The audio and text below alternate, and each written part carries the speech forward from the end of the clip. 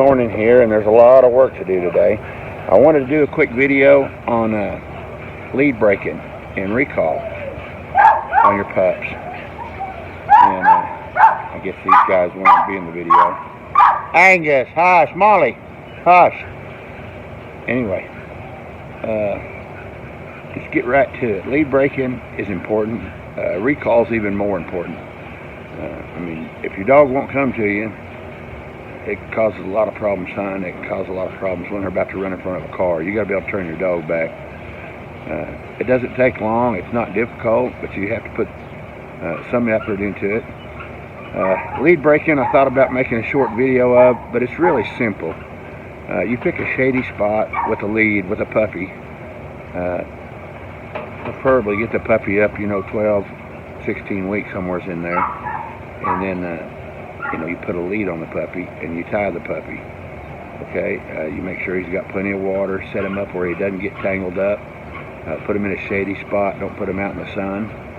And it's also best if you can get him where there's people walking by. That helps with socializing. And he's going to fight that lead, he's going to hit the end of it, he's going to scream and cry, and then pretty soon he's going to learn that lead's not going anywhere. And no matter what fit he throws, that lead is the master.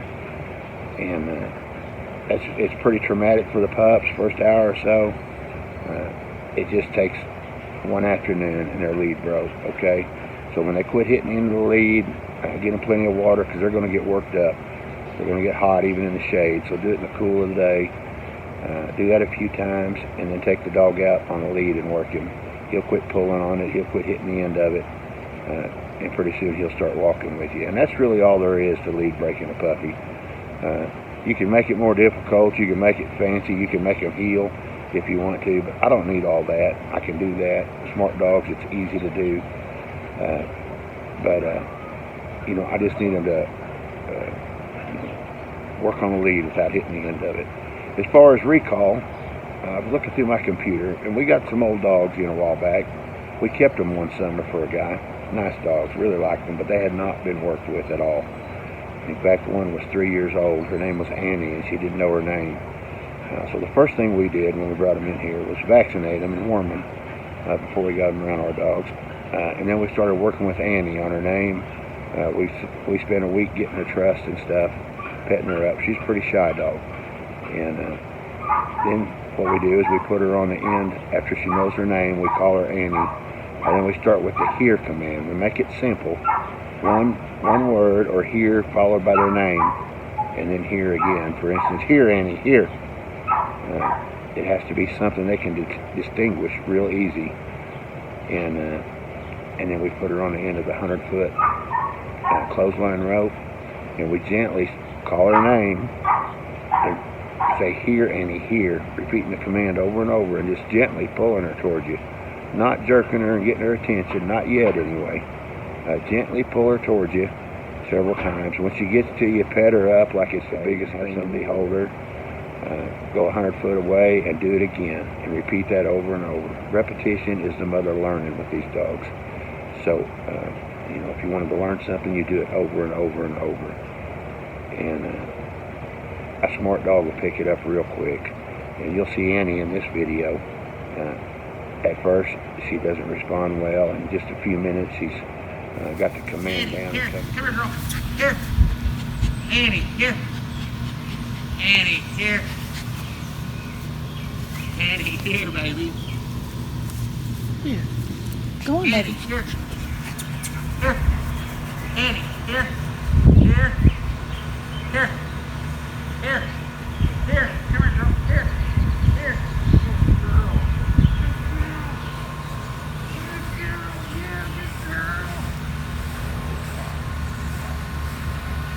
Good girl. She's really hot. Annie, here. Annie, here. Annie, here. Here. Here. Good girl. Good girl. Good girl, baby. That's Mama's good girl. Annie. Annie. Are you a good girl? Are you a good girl? Yeah. Mama's good girl. That's Mama's good girl. Annie, here. Annie, here. Here. Annie, here. Here. Annie, here. Here. Annie, here. Here. Here. Here. Annie, here. Annie, here.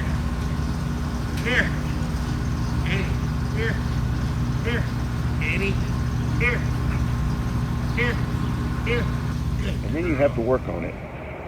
When they're off the rope and you tell them to come here, they're going to test you. And when they test you, you can't call them and then stop calling them and let them do what they want. It's like a kid. It's like raising kids. If you want them to do something consistently, you've got to be consistent. Now, when they don't come, you can't freak out. You can't get angry. It's going to be in you. But you got to go get the dog. You can't just let them go after they disobey the hear command. You've got to go get them. Running's not going to help because they're just going to run faster. You just keep saying here, calling the command in their name, and keep walking toward the dog. You might have to walk 5 minutes. You might have to walk 15 minutes. But that dog will eventually come down. You say here, and then you scold the dog, and you go get the rope, and you put them back on the rope, and 2 or 3 times you do the here command. Now, if you want great dogs, you're going to have to be a great handler. I mean, you want working dogs, you're going to have to work. You can't just go do it once or twice and think you got it. I mean, this is stuff you got to do over and over. So it's just part of it.